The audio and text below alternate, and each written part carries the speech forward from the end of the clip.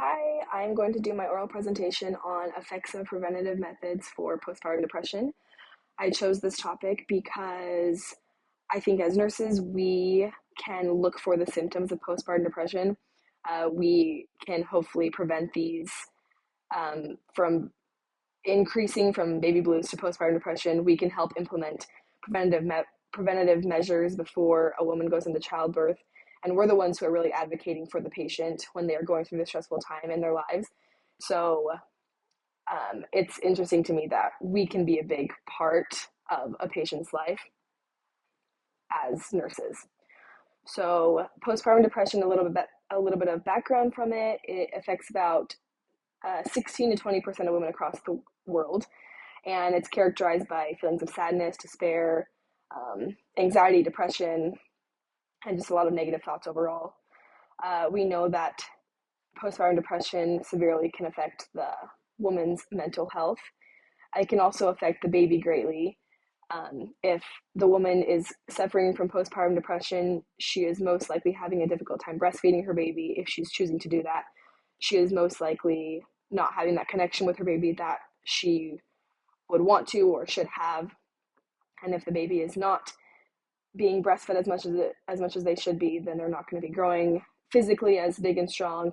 And if they're not having that connection with their mother, they're going to have cognitive delays later in their life.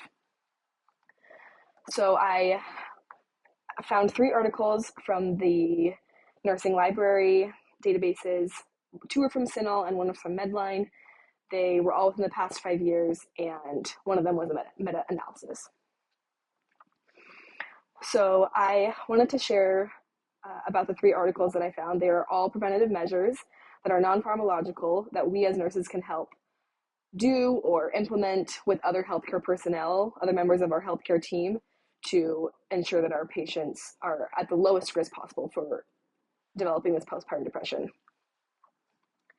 The first one I want to talk about is exercise intervention. So we know that exercise can help with our physical health. It can strengthen our cardiovascular system. It can strengthen our lungs. It helps with circulation. It helps improve sleep patterns.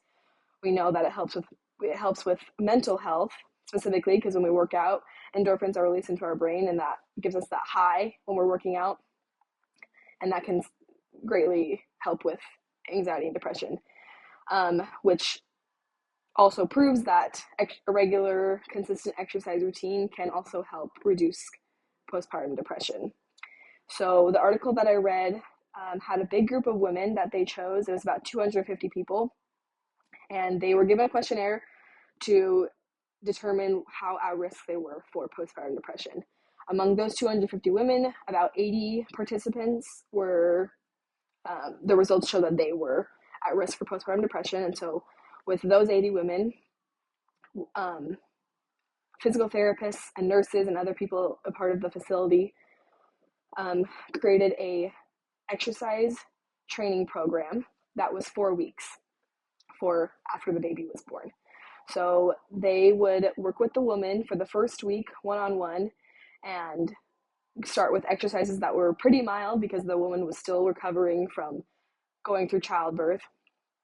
So they would increase each week to a more moderate and then a hard exercise program within the 4 weeks.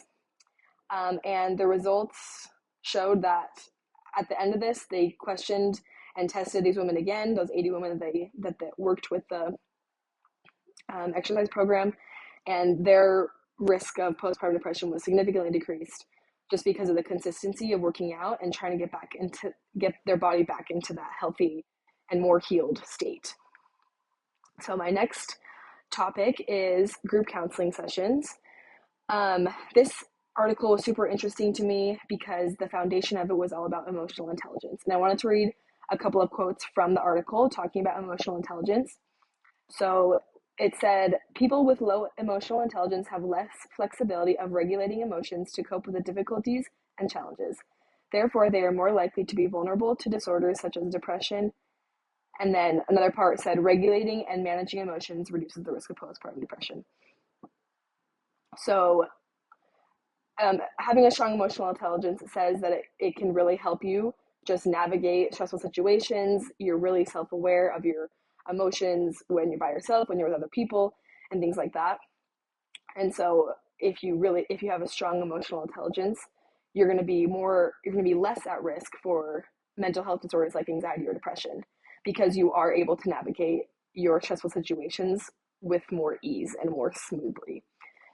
Um, so we know that when mothers go through childbirth, they are put through a very stressful situation, emotionally and physically. Their body goes through a lot.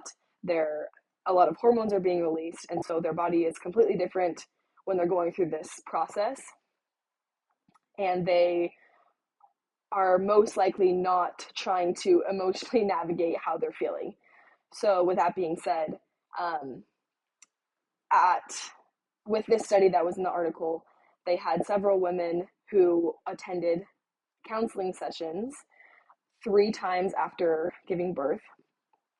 They were at 10 to 14. The first session was 10 to 14 days after birth, and then 6 weeks at postpartum and 8 weeks postpartum. So each time the therapists and people in their group councils would evaluate them and see how they were improving or maybe not improving with their emotional intelligence.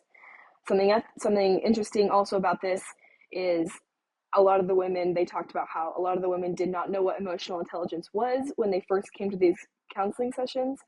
And so these therapists would explain what emotional intelligence was. And because the women were now aware and familiar with this term of emotional intelligence at their first counseling session, they were able to be more aware and kind of figure out how to navigate their feelings and regulate their emotions, having this idea in their mind. So that greatly improved their emotional intelligence with the next meetings, because they were able to know kind of what to expect. There were 5 components that these therapists worked on with this emotional intelligence. They were interpersonal skills, interpersonal adaptability, stress management, and public mood. So all of these things they would evaluate them on and ask them how they were doing, how they were feeling about these.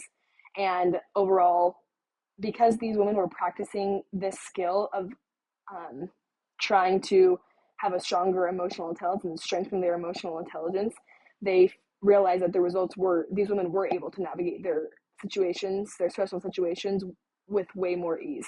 The women were able to navigate regulating their emotions with people when they're by themselves or when they're in public with their baby, things like that.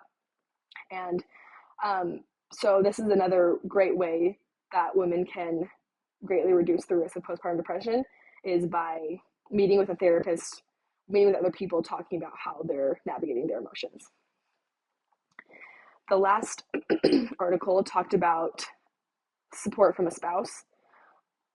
The women that were evaluated in this study, they were all married. So they were married couples, and the woman was in a later stage of pregnancy. So she was going to give birth soon, and they met with the couples before the baby was born and evaluated whether or not the woman and her spouse were at what kind of attachment style that they had. So either the woman was, very attached to their spouse, meaning they had a lot of support, they had good communication, or they were less attached, they didn't have as good of communication, things like that. And then after the baby was born, they could kind of predict which couples were going to be at a decreased risk of postpartum depression. And the results showed that the couples that were more attached and there was more support from the spouse at home, those women did not suffer from postpartum depression. They were at a decreased risk because of the support from their spouse. They could give their baby up when they needed sleep, or the spouse was able to help feed, help take care of the baby. And so they just showed that support from the spouses is a vital piece of postpartum in general, and it is a very important piece in to play for postpartum depression, decreasing that risk. So for my nursing implications, I just wanted to emphasize those 3 things. As nurses, like I said before, we should be, and we really can be looking for those symptoms of postpartum depression. Who is more at risk? Who does have that support from their spouse? Who is, in a more physical, healthy state? Who maybe is already diagnosed with anxiety, depression, things like this. So we need to be aware of these things. And I just wanted to say to conclude that even though it's not a disease, technically that's not the correct term, it's a disorder, it really is a real thing that women go through, and it's really hard on these women who are trying to take care of this brand new baby and navigate a whole new routine in their lives. And so as nurses, we can really be aware of how we can reduce the risk of these patients who may be at higher risk for postpartum depression.